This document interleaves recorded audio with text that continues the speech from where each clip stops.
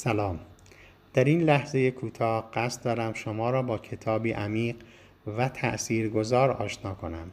مسئله مرگ و زندگی، نوشته روانپزشک و نویسنده توانمند اروین یالوم.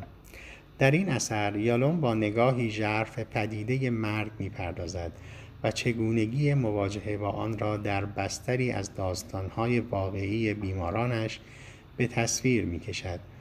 او به شکلی صریح و در عین حال همدلانه ترس‌ها، اضطراب‌ها و پرسش‌های اساسی انسان در مواجهه با فناپذیری را مورد بررسی قرار می‌دهد.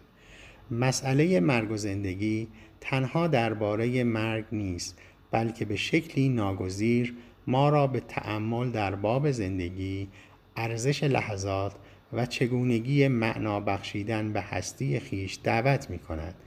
مطالعه این کتاب می‌تواند دریچه‌ای نو به سوی درک عمیق‌تر زندگی و پذیرش واقعیت اجتناب ناپذیر مرگ بگشاید.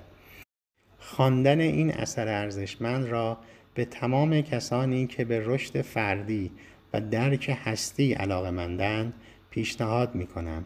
امیدوارم این معرفی کوتاه برای شما مفید واقع شود. هوشمند و شرافتمند باشید.